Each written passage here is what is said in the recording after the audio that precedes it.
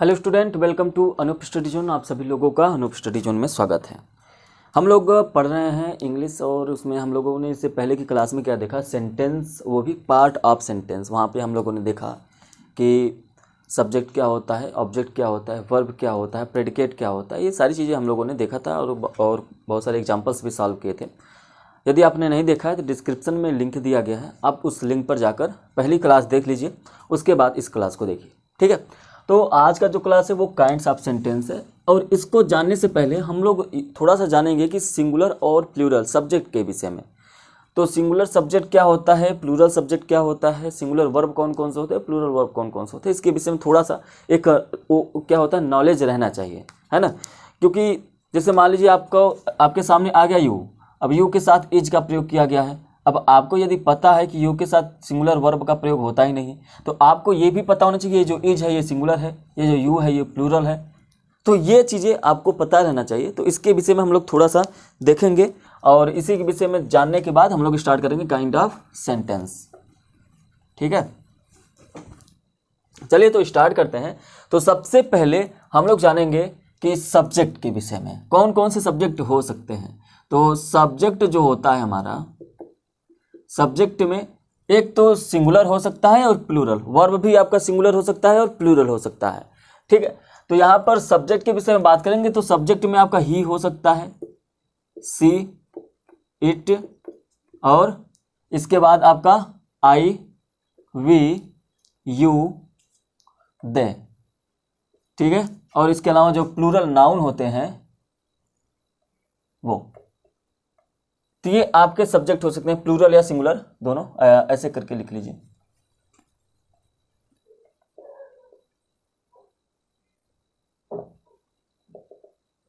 Plural या singular noun. ये तो सब्जेक्ट के रूप में आते हैं। जो भी नाउन्स होंगे, ही, सी, इट, दिस, दैट, ये प्रोनाउन होते हैं जो नाउन के स्थान पर ही यूज होते हैं, है ना, सर्वनाम इसे कहते हैं। ही, सी, इट, आई, वी, यू, दे, ये आपके क्या हो जाएंगे, ये आपके सब्जेक्ट के रूप में। तो वर्ब के रूप में क्या क्या आ सकते हैं, वर्ब के रूप में आपको मैंने कल बताया जितने भी हेल्पिंग वर्ब हैं, बी, हैव और डू आ सकता है। बी के अंतर्गत क्या क्या आता है, इज, एम, आर, वाज, वर आता है। हैव के अंतर्गत क्या क्या क्या आता है, हैज, हैव और हैड आता है। और डू के अंतर्गत क्या आता है, डू, डज और डिड आता है। इसके अलावा जितने भी मॉडल होते हैं वो होंगे। ठीक है, और इसके अलावा जो भी मेन वर्ब होते हैं वो सभी हो जाएंगे। तो यहाँ पर आपको इसके विषय में समझना है कि ये ही के साथ किसका प्रयोग करेंगे, बी का यूज करेंगे कि हैव का या डू का या मॉडल का। तो इस संदर्भ में हम लोग सबसे पहले देखेंगे कि इनमें से कौन कौन से सिंगुलर सब्जेक्ट हैं और इनमें से कौन कौन से सिंगुलर वर्ब हैं, उनको अलग कर लेते हैं। क्यों अलग करेंगे, इसलिए अलग करेंगे क्योंकि जो आपका सब्जेक्ट होता है, जैसे मान लीजिए आप कोई सेंटेंस बना रहे हैं, सेंटेंस आप कैसे बनाएंगे, पहले सब्जेक्ट उसमें होगा, कल की क्लास आपने देखा होगा। उसके बाद क्या होगा, वर्ब होगा, उसके बाद ऑब्जेक्ट होगा। तो ये जो सब्जेक्ट और वर्ब का जो एग्रीमेंट होता है, ये इसमें एग्रीमेंट हुआ है कि यदि मैं सिंगुलर आ रहा हूं, यदि मैं अकेले आ रहा हूं वर्ब, तो तुमको भी अकेले आना है, मतलब इसको भी सिंगुलर आना है। सब्जेक्ट यदि प्लूरल आ रहा है तो वर्ब को भी प्लूरल आना पड़ेगा, है ना। इसका मतलब ये कि यदि आपका जो सब्जेक्ट है ये सिंगुलर है तो वर्ब भी आपका सिंगुलर होना चाहिए, और यदि आपका सब्जेक्ट प्लूरल है तो वर्ब भी आपका प्लूरल होना चाहिए। अब इन दोनों कंडीशन में एक चीज हमेशा याद रखिएगा कि यदि कोई नाउन है, क्या है, यदि कोई नाउन है तो इसमें आप एस या ई एस जब जोड़ देते हैं तो वो क्या बन जाता है, प्लूरल बन जाता है ना। क्या बन जाता है, प्लूरल बन जाता है। लेकिन जैसे आपको एग्जांपल से बताएं, जैसे मान लीजिए कार है, तो कार में आपने क्या कर दिया, कार्स कर दिया। यहाँ पर तो एक ही कार था, यहाँ पर कितने कार हो गए, एक से अधिक हो गया, प्लूरल हो गया। ये आपका सिंगुलर हो गया, ये आपका प्लूरल हो गया। तो इस तरह से बन जाएगा। लेकिन ये जो वर्ब होता है ना, इसके कंडीशन में आपको हमेशा याद रखना है कि जो वर्ब होता है वो हमेशा प्लूरल ही होता है। वो हमेशा क्या होता है, प्लूरल ही होता है। चाहे आप गो लिख दीजिए, चाहे वांट लिख दीजिए, चाहे हेल्प लिख दीजिए, है ना। ये हमेशा क्या होंगे, जो भी वर्ब की फर्स्ट फॉर्म या मेन फॉर्म जो होती है वो हमेशा प्लूरल में होती है। मतलब जब भी उसको हम लोग प्रयोग करेंगे तो वो किसके साथ प्रयोग करेंगे, प्लूरल सब्जेक्ट के साथ प्रयोग करेंगे। अब ऐसे समझिए, लेकिन जब हम लोग यहाँ पर आपने देखा जब नाउन में एस या ई एस जोड़ा जा रहा है तो वो प्लूरल बन जा रहा है।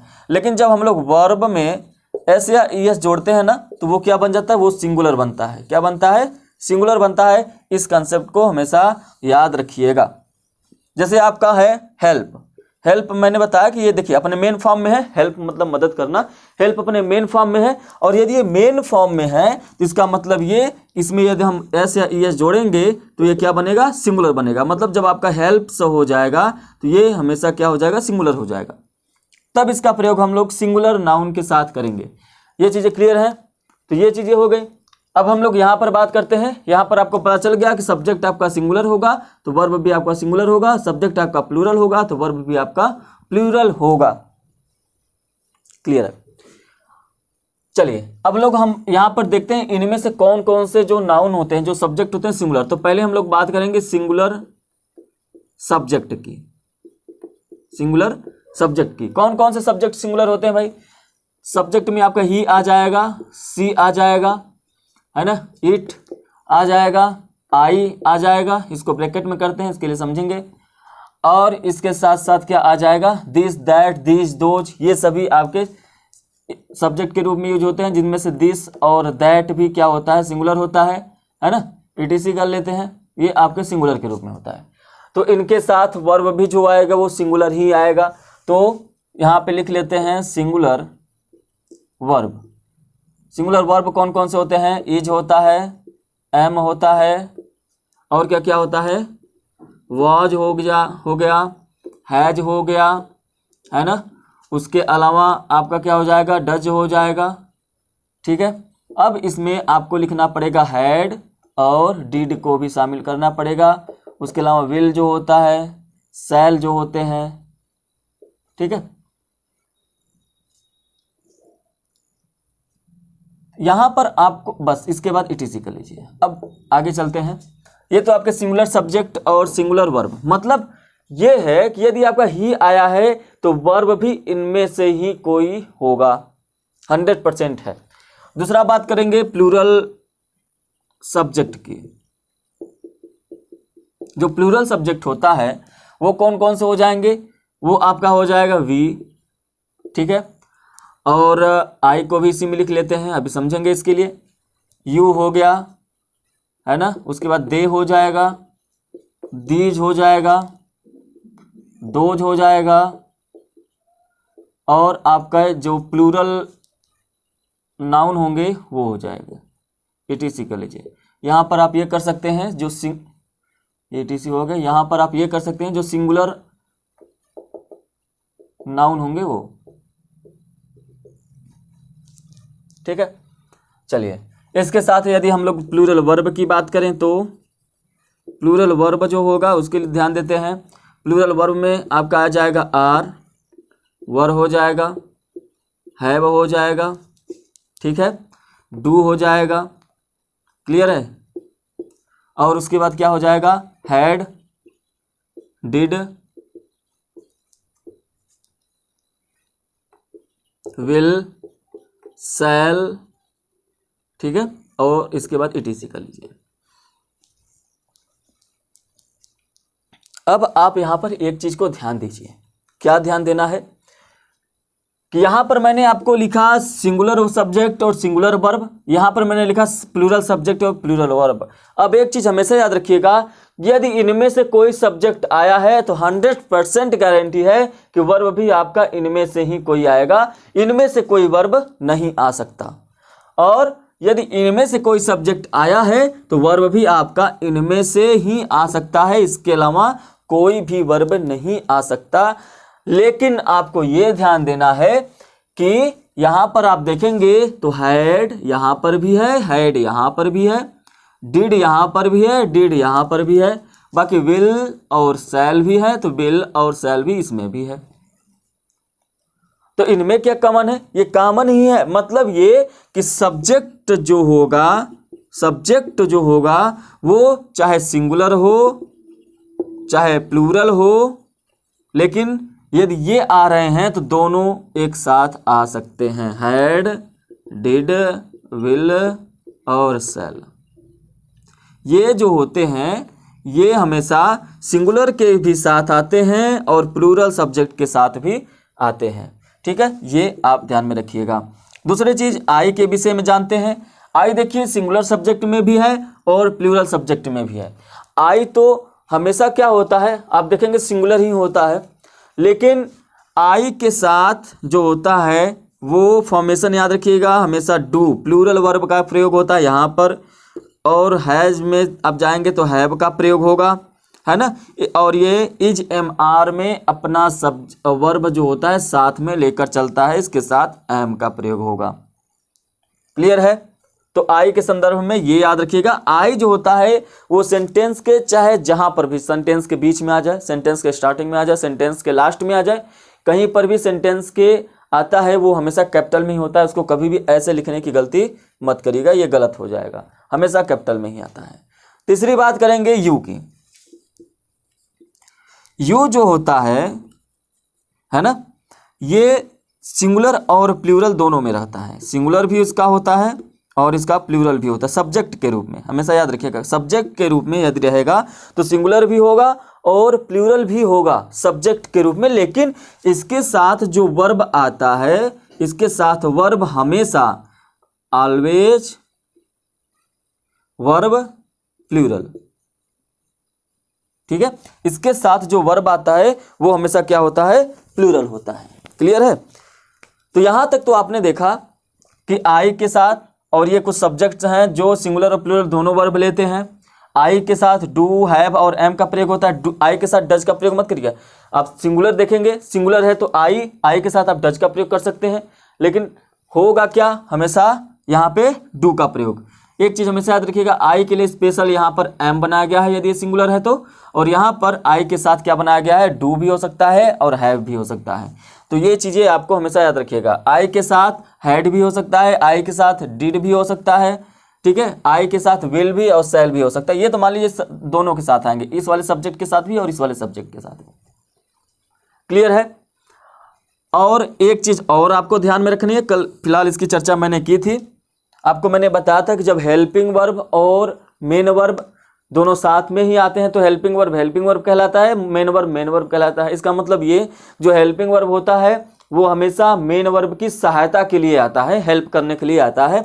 लेकिन जो मेन वर्ब होता है, मैंने बताया था, वर्ब की फर्स्ट फॉर्म, वर्ब की सेकेंड फॉर्म, वर्ब की थर्ड फॉर्म, वर्ब की आईएनजी फॉर्म, फोर्थ फॉर्म इसे कहते हैं, वर्ब की एस या ईएस फॉर्म, ये जो होता है ये आपका मेन वर्ब होते हैं। लेकिन ये तब होते हैं जब इनके पहले कोई हेल्पिंग वर्ब आया हो। लेकिन एक चीज हमेशा याद रखना है, वर्ब की फर्स्ट फॉर्म और वर्ब की सेकेंड फॉर्म में, वर्ब की फर्स्ट फॉर्म जब आता है तो इसके साथ जरूरी नहीं है कि हेल्पिंग वर्ब आए। वर्ब की सेकेंड फॉर्म जब भी आएगा तो इसके पास जरूरी नहीं है कि हेल्पिंग वर्ब आए। तो दोनों में आप याद रखिएगा। बाकी जब भी वर्ब का कोई फॉर्म आता है तो उसके साथ एक हेल्पिंग वर्ब जरूर आता है। जब आप अफर्मेटिव सेंटेंस में देखेंगे तो वर्ब की फर्स्ट फॉर्म सेकेंड फॉर्म के साथ कोई भी हेल्पिंग वर्ब नहीं आता, लेकिन जैसे ही इंट्रोगेटिव और निगेटिव में जाएंगे तो वर्ब की फर्स्ट फॉर्म के साथ डू या डज का प्रयोग हो सकता है, और यहाँ पे वर्ब की सेकेंड के साथ डिड का प्रयोग होने लगता है, तो ये हेल्पिंग वर्ब के रूप में आ ही जाते हैं। क्लियर है। तो यहाँ तक तो हो गया आपका, ये सब्जेक्ट और वर्ब के विषय में कुछ जानकारी थी, ये आपको देना जरूरी था। अब इसके बाद हम लोगों ने इससे पहले क्लास में क्या पढ़ा था, सब्जेक्ट पार्ट ऑफ सेंटेंस। अब मैंने यहाँ पर लिखा हुआ है कि अब क्या पढ़ना है, काइंड्स ऑफ सेंटेंस, मतलब सेंटेंस के कितने प्रकार होते हैं, कौन कौन से प्रकार होते हैं वो देखेंगे। ठीक है। जो चीज़ें आप अपना कॉपी पेन लेके बैठा करिए, जो चीज़ें आपको नोट करने लायक रहती हैं वो नोट कर लिया करिए। यदि मिट जाता है तो आप लोग वीडियो पॉज करके भी क्या कर सकते हैं, लिख सकते हैं। ठीक है। लिखेंगे तो आपका प्रॉपर एक नोट्स तैयार हो जाएगा। चलिए अब इसके बाद हम लोग क्या पढ़ेंगे, काइंड्स ऑफ सेंटेंस, सेंटेंस के कितने प्रकार होते हैं।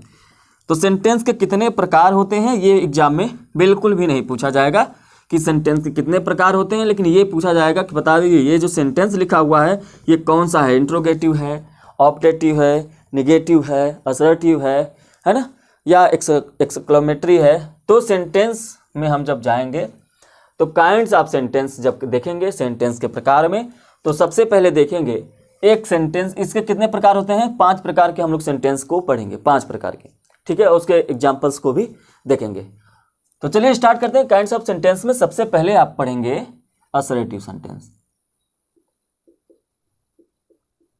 असर्टिव सेंटेंस, देखिए जो असर्टिव सेंटेंस होता है, असर्टिव सेंटेंस कहते किसे हैं, मतलब जब आपको कोई सिंपल सा एक कथन दे दिया जाए, एक सूचना आपको मिलती है, जैसे आप कहते हैं कि डेली न्यूज़पेपर हमारे घर आता है, तो ये क्या किया आपने, एक सूचना दिया, तो ये आपका असर्टिव सेंटेंस हो गया। आपने कहा मोहन खाना नहीं खाता है, तो ये आपका क्या हो गया, एक जानकारी मिली आपको, एक सूचना मिल गई। एक जो फैक्ट होता है ना, जो कथन होता है, किसी के द्वारा कहा जाता है, वही होता है असर्टिव सेंटेंस, साधारण वाक्य। असर्टिव सेंटेंस को हिंदी में क्या कहते हैं, साधारण वाक्य कहते हैं। क्लियर है। अब यहाँ पे साधारण वाक्य तो हो गया, ये जो असर्टिव सेंटेंस है, साधारण वाक्य में आप कह सकते हैं मोहन बाजार जा रहा है और मोहन बाजार नहीं जा रहा है, ये दोनों आपके असर्टिव सेंटेंस होंगे, मतलब साधारण वाक्य हैं। साधारण रूप से आपने कह दिया, साधारण कह रहा हूं मैं, तो कठिन क्या होगा, कठिन का मतलब आप कहते हैं वाह क्या गेम है, तो ये सेंटेंस साधारण नहीं है। वाह, जो ये आपने वाव निकाला, ये आपका एक्सक्लेमेशन यूज हो रहा है, तो यहाँ पर आप ये देखेंगे तो ये जो सेंटेंस बना वो एक्सक्लेमेटरी सेंटेंस बन जाएगा। ठीक है। आपने कहा चुप रहो, या आपने कहा sit down, open the door, दरवाजा खोलो, तो ऐसे सेंटेंस ये आपके लिए क्या हो जाएंगे, ये आपके इंपेरेटिव सेंटेंस में आ जाएंगे। आदेश इस सेंटेंस से मिल रहा है या सुझाव मिल रहा है, या कुछ भी ऐसे सेंटेंस में जब अर्थ निकलते हैं। लेकिन आपको नॉर्मली कोई जानकारी दी जा रही है, कोई भी एक आपको सूचना मिल जा रहा है, कोई भी एक आपको फैक्ट मिल जा रहा है, तो वो आपका असर्टिव सेंटेंस हो जाता है। असर्टिव सेंटेंस जो होते हैं वो दो प्रकार के होते हैं। एक होता है, तो यहाँ पर आप लिख लेंगे, असर्टिव सेंटेंस जो होता है वो क्या कैसे मिलता है, कोई सूचना या कथन, सूचना या कथन के विषय में जानकारी मिले तो आपका असर्टिव सेंटेंस होता है। यही सूचना या कथन जब सकारात्मक होता है तो उसे हम लोग कहते हैं अफर्मेटिव सेंटेंस, और यही सूचना जब नकारात्मक होता है तो उसे हम लोग कहते हैं निगेटिव सेंटेंस। तो ये जो असर्टिव सेंटेंस होता है ये दो प्रकार का होता है, एक होता है सकारात्मक और एक क्या होता है, नकारात्मक। दो प्रकार के आपके सेंटेंस हो जाएंगे। आगे हम लोग बढ़ेंगे तो दूसरा जो हम लोग पढ़ेंगे वो पढ़ेंगे इंट्रोगेटिव सेंटेंस। एग्जाम्पल अभी हम लोग देखेंगे, समझ जाएंगे। पहले इंट्रोगेटिव सेंटेंस लिखते हैं।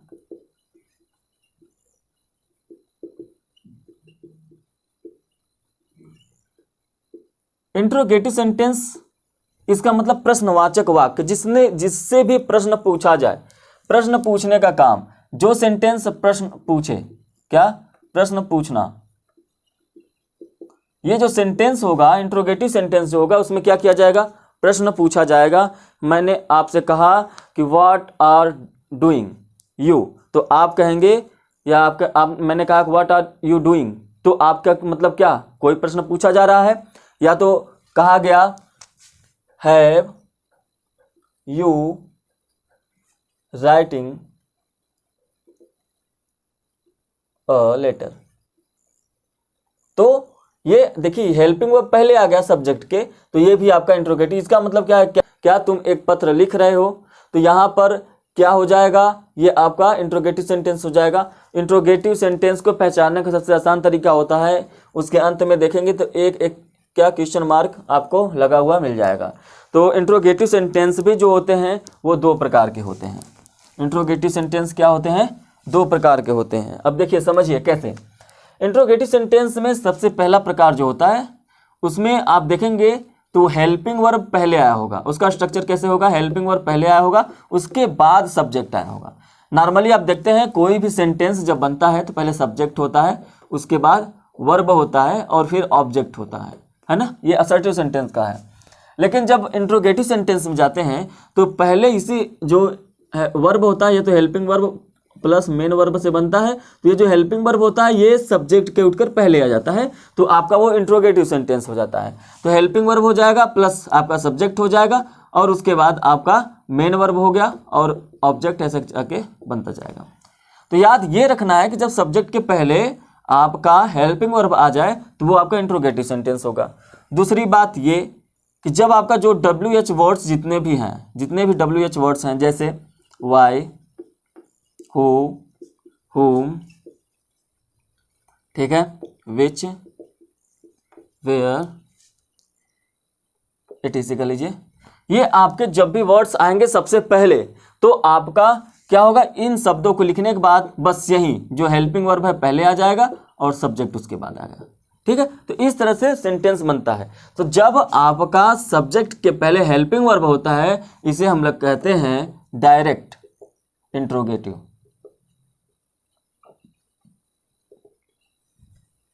और जब आपका इन WH वर्ड्स से प्रारंभ होता है, तब हम लोग उसे क्या कहते हैं, इनडायरेक्ट इंट्रोगेटिव।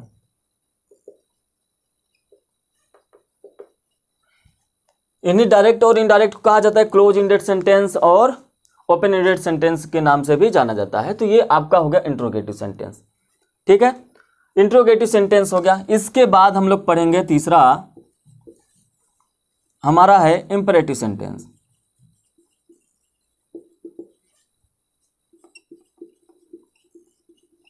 ठीक है, इंपरेटिव सेंटेंस का मतलब क्या, आदेशात्मक वाक्य।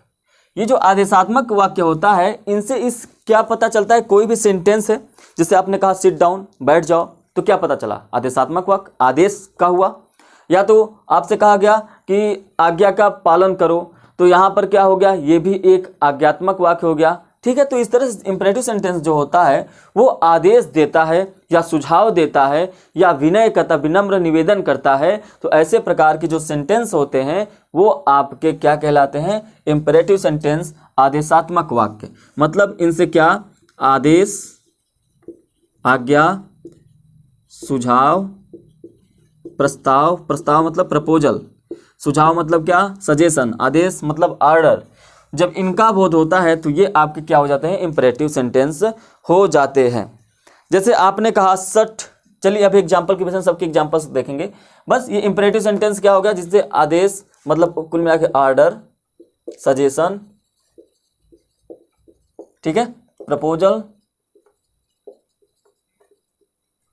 ठीक है, इन सब का बोध होता है, तो ये आपका इंपरेटिव सेंटेंस होता है। नेक्स्ट है आपका, अगला है ऑप्टेटिव सेंटेंस। किसी किसी किताब में आप देखेंगे तो ये इंपरेटिव ऑप्टेटिव को एक ही कर देता है, तो इससे कोई दिक्कत नहीं है। ऑप्टेटिव सेंटेंस वो सेंटेंसेस होते हैं जिन वाक्यों से मन की इच्छाओं का बोध होता है। जो भी आपके मन में इच्छा है वो आपके जब जागृत होता है तो उसे हम लोग कहते हैं ऑप्टेटिव सेंटेंस। मतलब ये, मतलब क्या, मतलब जैसे आपने कहा भगवान आपको लंबी उम्र दे, है ना, तो ये क्या है, आपके मन की इच्छा है, जो इच्छा है या भावना है। आपने कहा मैं ये मैच अच्छे से भगवान करे, मैं मैच जो है अच्छे से जीत जाऊं, तो ये क्या है, ऑप्टेटिव सेंटेंस। ऐसे सेंटेंस जो होते हैं जो आपके मन की भावना को जागृत करते हैं, जो आपकी इच्छाएं होती हैं, वो होती हैं ऑप्टेटिव सेंटेंस होती हैं। ठीक है, तो ऐसे में आपको ध्यान रखना है।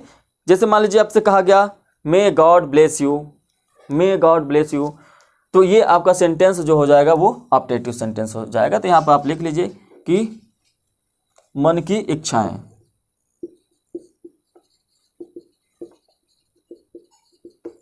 मन की इच्छाओं का जब बोध होता है जिस सेंटेंस से, वो आपका क्या हो जाता है, ऑप्टेटिव सेंटेंस।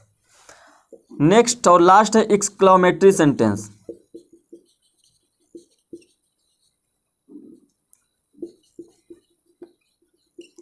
एक्सक्लेमेटरी सेंटेंस क्या होता है, जो हृदय की गंभीर भावनाओं को दिखाए। किसको दिखाए, हृदय की गंभीर भावनाओं को। जैसे आपको चोट लग गई तो आप तुरंत कहेंगे ओ चोट लग गया, तो आप कहेंगे कि वो चोट लग गया। किसी की डेथ हो जाती है, मृत्यु हो जाती है, तो आप कहेंगे ओ हे भगवान। तो ये जो शब्द आप निकाल कर जो शब्द निकलते हैं, जो पूरा सेंटेंस बनता है, वो एक्सक्लेमेटरी सेंटेंस में मतलब विस्मयादिबोधक, आश्चर्यजनक जो सब सेंटेंस वाक्य होते हैं वो आपके होते हैं एक्सक्लेमेटरी सेंटेंस। जैसे मान लीजिए वाओ क्या मैच है, वाओ क्या सीन है, व्हाट अ पिक क्या पिक्चर है। तो ये जो शब्द आ रहे हैं ना, ये आपके एक्सक्लेमेटरी सेंटेंस होते हैं। ठीक है, मतलब जिनसे आश्चर्य का बोध हो, विस्मय, है ना, जिनसे आश्चर्य का बोध होता है, वो आपका होता है एक्सक्लेमेटरी सेंटेंस। तो ये आपके क्या हो गए सेंटेंस। असर्टिव सेंटेंस के दो प्रकार होते हैं, अफर्मेटिव और नेगेटिव सेंटेंस होते हैं, सकारात्मक और नकारात्मक। इंट्रोगेटिव सेंटेंस में हेल्पिंग वर्ब ये हो गए। इसको ये जो जब हम लोग इसको देखेंगे तो हिंदी में हमेशा क्या से ही प्रारंभ होता है, और ये जो क्या, क्यों, कैसे, किसका, ये सब होता है सेंटेंस के बीच में आता है। इम्परेटिव सेंटेंस जिनसे ऑर्डर, सजेशन, प्रपोजल का बोध होता है, और ऑप्टेटिव सेंटेंस जिनसे मन की इच्छाओं का बोध हो जाए, वो आपका होता है ऑप्टेटिव सेंटेंस। और एक्सक्लेमेटरी सेंटेंस मतलब जो जिस सेंटेंस से आश्चर्यजनक बातों का पता चले, आश्चर्यजनक बातों का बोध हो, वो आपका क्या होता है, वो आपका होता है एक्सक्लेमेटरी सेंटेंस। ठीक है, तो ये हो गया। अब हम लोग इसके कुछ एग्जाम्पल्स को देखेंगे। सबसे पहले मैं यहाँ पर एग्जाम्पल लिख रहा हूँ, ठीक है, इसको थोड़ा सा मिटा देते हैं। सबसे पहले हम लोग लिखेंगे Ram read a book. Ram reads a book. अब मैं आपसे पूछूं, बता दीजिए ये कौन सा सेंटेंस है। तो आप क्या यहाँ पर हेल्पिंग वर्ब है जो इस सब्जेक्ट के पहले आया है? नहीं आया है। इंपरेटिव सेंटेंस हो, इससे कोई आदेश का बोध हो रहा है क्या? नहीं बोध हो रहा है। लेकिन यहाँ पे आप देखेंगे सिंपल से आपको बताया जा रहा है राम एक किताब पढ़ता है। राम एक किताब पढ़ता है, इसका मतलब ये आपका असर्टिव सेंटेंस हो गया। अब यहाँ पर एग्जाम में आपको घुमाएगा कैसे, देखिए ये सेंटेंस दे देगा और पूछेगा बताइए ये कौन सा सेंटेंस है। तो आपके पास ऑप्शन होगा असर्टिव सेंटेंस, ठीक है, दूसरा होगा इंट्रोगेटिव सेंटेंस, और तीसरा होगा ऑप्टेटिव सेंटेंस, और चौथा कर देगा नन ऑफ दिस, इनमें से कोई नहीं। तो चार ऑप्शन है, assertive sentence, interrogative sentence, optative sentence और नन ऑफ दिस, इनमें से कोई नहीं। तो आप तुरंत आपने देखा, आपने पढ़ रखा है क्या, जो सकारात्मक होंगे वो अफर्मेटिव सेंटेंस, जो नकारात्मक होंगे वो नेगेटिव सेंटेंस। इसमें ना तो अफर्मेटिव है ना तो नेगेटिव है। लेकिन आपको ये याद रखना है कि जो असर्टिव सेंटेंस होता है ना, इसी के दोनों बच्चे हैं, इसी के दोनों भाग होते हैं। तो यहाँ पर ये क्या हो जाएगा, आपका असर्टिव सेंटेंस बिल्कुल सही हो जाएगा। तो इस तरह के प्रश्नों को आपको ध्यान में रखना है। दूसरी बात ये जो नेगेटिव सेंटेंस होता है, इस सेंटेंस में हमेशा नो आएगा, या तो नॉट आएगा, या तो नेवर आएगा। और भी बहुत सारे शब्द होते हैं जो सेंटेंस को नेगेटिव देते हैं, जैसे एनी हो गया, है ना, हार्डली हो गया, स्केर्सली हो गया, ये सभी सेंटेंस को नेगेटिव बना देते हैं। तो आपको ध्यान में रखना है, यदि किसी सेंटेंस में हार्डली दिया हुआ है, क्या दिया हुआ है, हार्डली, बड़ी मुश्किल से इसका मतलब होता है, तो वो सेंटेंस आपका नेगेटिव होगा। ठीक है, चलिए आगे हम लोग देखेंगे। आगे I do not go to school, इसको मिटाते हैं। I do not go to school, आपने इसमें देखा कि नॉट आया है, क्या आया है, not. I do not go to school, तो ये क्या हो गया भैया, I do not go to school, not, देखिए नॉट आया है, तो ये आपका नेगेटिव सेंटेंस। यहां पर भी आपको वही ऑप्शन दिया जाए, असर्टिव, इंटरोगेटिव, ऑप्टेटिव, या इनमें से कोई नहीं, तो आपका तुरंत असर्टिव सेंटेंस हो जाएगा। क्यों? क्योंकि अफर्मेटिव और जो नेगेटिव होते हैं ये दोनों किसके भाग होते हैं, असर्टिव सेंटेंस के भाग होते हैं। तो इसे असर्टिव सेंटेंस भी कह सकते हैं, और इसे क्या कह सकते हैं, नेगेटिव सेंटेंस तो है ही, नेगेटिव सेंटेंस कहेंगे। ठीक है, इसके बाद मैंने कहा व्हाट इज योर नेम, मैंने क्या कहा, व्हाट इज योर नेम। तो जैसे ही आपने WH वर्ड देखा, या लास्ट में देखिए ये क्वेश्चन मार्क लगा हुआ है, तो ये आपका क्या हो जाएगा, इंट्रोगेटिव सेंटेंस हो जाएगा। अब बात आती है कि इंट्रोगेटिव सेंटेंस में कौन, क्या डायरेक्ट इंट्रोगेटिव है या इनडायरेक्ट इंट्रोगेटिव है, क्लोज इंडेड सेंटेंस है या ओपन इंडेड सेंटेंस है। तो यहां पर आपको यह ध्यान रखना है कि जब आपका WH वर्ड पहले आया है ना, जब आपका WH वर्ड पहले आया है, इसका मतलब ये है कि WH वर्ड्स कहां पर आते हैं, यहां पर, कौन से में, इनडायरेक्ट में। और जब इनडायरेक्ट में आ रहे हैं तो इसका मतलब ये आपका जो इंट्रोगेटिव सेंटेंस है, ये आपका डायरेक्ट इंट्रोगेटिव सेंटेंस हो जाएगा। ठीक है, इसके बाद हम चलें नेक्स्ट की ओर। चलिए अगला सेंटेंस जो है वो है डू यू कम हियर। क्या है, डू यू कम हियर। पिछले क्लास में मैंने आपको पहले ही बता रखा है कि कौन कौन से आपके हेल्पिंग वर्ब होते हैं, कौन कौन से मेन वर्ब। तो यहां पर देखिए कोई WH वर्ड तो आया नहीं, लेकिन लास्ट में क्वेश्चन मार्क लगा हुआ है। अब इस सेंटेंस में क्वेश्चन मार्क लगा है तो आपको पता चल गया कि इंट्रोगेटिव सेंटेंस है, बिल्कुल सही है, इंट्रोगेटिव सेंटेंस है। लेकिन आपको पता है ना कि इंट्रोगेटिव में दो होते हैं, एक तो हेल्पिंग वर्ब से स्टार्ट होगा, एक तो WH वर्ड से स्टार्ट होगा। तो जो WH वर्ड से तो स्टार्ट है ही नहीं, जाहिर सी बात है, हेल्पिंग वर्ब है डू, डू आपका हेल्पिंग वर्ब है, हेल्पिंग वर्ब से स्टार्ट है, इसका मतलब ये कि ये आपका डायरेक्ट इंट्रोगेटिव है। जब हम लोग इसका हिंदी निकालेंगे ना, एक चीज हमेशा मैंने आपको बताया कि याद रखिएगा कि सब्जेक्ट के पहले यदि हेल्पिंग वर्ब हो, देखिए यहाँ पे सब्जेक्ट के पहले हेल्पिंग वर्ब होगा, इसका अर्थ जब हम लोग हिंदी में निकालेंगे तो वो हमेशा क्या से प्रारंभ होता, जब भी हेल्पिंग वर्ब सब्जेक्ट के पहले होता है तो उसका अर्थ हम लोग किससे निकालेंगे, क्या से। अब यहाँ से क्या हो जाएगा, डू यू कम हियर, क्या तुम यहाँ आते हो, तो आपको क्या हो जाएगा, क्या तुम यहाँ पर आते हो। दूसरा है ये ऊपर वाला व्हाट इज योर नेम, तो यहाँ पर जो क्या होगा ना पहले नहीं होगा, जब WH को पहले लिख देते हैं तो हिंदी में इसका क्या होगा, तुम्हारा क्या नाम है। यहाँ पर देखिए कि ये जो क्या आया है सेंटेंस के बीच में आया है, मतलब ये कि जब WH वर्ड वाले सेंटेंस होते हैं, जो WH लिखे होते हैं हिंदी में कन्वर्ट करते समय उसका अर्थ हमेशा सेंटेंस के बीच में होता है, किनारे कभी नहीं होता है। और जब हेल्पिंग वर्ब पहले होता है तो उसका जो क्या होता है, क्या से ही प्रारंभ होता है। और रीजन यही होता है कि इसको यस या नो टाइप क्वेश्चन भी कहते हैं। अब क्यों कहते हैं कि जैसे आपने कहा कि क्या तुम यहाँ आते हो, तो आपका जवाब क्या निकलेगा, यस या नो, हाँ या नहीं, हाँ आता हूँ, नहीं आता हूँ, दोनों निकलेगा। तो ऐसे कंडीशन में जब दोनों निकलता है इसलिए इसको एस या नो टाइप क्वेश्चन कहते हैं। क्लियर है। चलिए अब इसके बाद चलिए इसको थोड़ा सा इरेज कर देते हैं, जो नोट करना होगा वीडियो को पॉज करके आप नोट कर सकते हैं।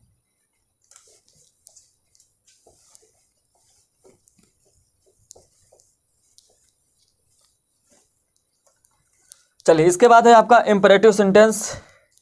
इंपरेटिव सेंटेंस जैसे आपसे कहा गया सिट डाउन, सिट डाउन आपसे कहा गया, फुल स्टॉप होगा इसके बाद में, तो सिट डाउन मतलब बैठ जाओ, या तो फिर ये आदेश होगा, आज्ञा, जाहिर सी बात है आर्डर का ही बोध हो रहा है, सिट डाउन बैठ जाओ। आपसे कहा गया shut the door, shut the door, तो ये किसका बोध करा रहा है, ये भी तो कह रहा है शट द डोर, बंद दरवाजा बंद करो।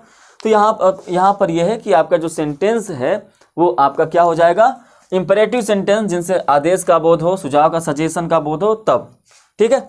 रिक्वेस्ट का भी बोध हो, जैसे आपको कहना है please give me your book, तो आपने कहा please give me your book, ठीक है। आपने कहा please give me your book. एक चीज हमेशा याद रखिए, जब भी आपके सेंटेंस में प्लीज या काइंडली लग गया तो आपका जो सेंटेंस है वो आपका इंपरेटिव सेंटेंस बनना तय है, क्योंकि उससे रिक्वेस्ट का बोध होने लगेगा। तो ऐसे में ये आपका इंपरेटिव सेंटेंस हो जाएगा, ठीक है। इसके बाद है आपका optative sentence. Optative sentence, may you live long, may you live long, may you live long, ये क्या है, भगवान आपको लंबी उम्र दे। तो ये आपका क्या हो गया, हृदय से, दिल से भावना निकल रही है, आपकी ये इच्छा है कि भगवान क्या करे, आपको लंबी उम्र दे। और ऑप्टेटिव सेंटेंस वही होता है जिससे आपके भावनाओं को पता चले, आपके इच्छाओं का पता चले, ठीक है। नेक्स्ट है आपका एक्सक्लामेटरी सेंटेंस। आपने कहा नॉनसेंस, क्या कहा, किसी को आपने क्या कहा, नॉनसेंस, तो ये जो नॉनसेंस है तो इसके बाद एक एक्सक्लामेटरी मार्क लग जाता है, तो इसको भी पहचानना आसान होता है। आपने कहा व्हाट अ पिक्चर, तो व्हाट अ पिक्चर, ये भी देखिए एक्सक्लामेशन मार्क लग गया, तो ये भी आपका क्या है, एक एक्सक्लामेटरी सेंटेंस हो जाएगा, ठीक है। व्हाट अ आइडिया, ऐसा कुछ सेंटेंस निकल जाए तो ये आपका क्या हो जाएगा, एक्सक्लामेटरी सेंटेंस। तो ये हो गया आपका kinds of sentence subject verb, मतलब ये कि आपका जो सेंटेंस टॉपिक है अब यहाँ पर आपका क्लियर हो गया। क्लियर है। कोई भी डाउट होगा तो आप लोग कमेंट कर सकते हैं, कमेंट करके पूछ सकते हैं, आपको रिप्लाई दे दिया जाएगा, और ज़रूरत पड़ेगी तो अगले क्लास में उसको मेंशन कर लेंगे। और उसके बाद अब इसके बाद जो भी होगा पार्ट ऑफ स्पीच स्टार्ट करेंगे, और जब पार्ट ऑफ स्पीच स्टार्ट करेंगे तो उससे पहले आपको ये दोनों क्लास देख लेना है, ठीक है। चलिए, तो यदि आप लोगों को अच्छा लगा हो वीडियो तो आप लोग लाइक शेयर कर दीजिएगा, ज़्यादा से ज़्यादा लोगों तक ये वीडियो पहुंचनी चाहिए, क्योंकि 10 नंबर की बात है और 10 नंबर सबको मिलना चाहिए।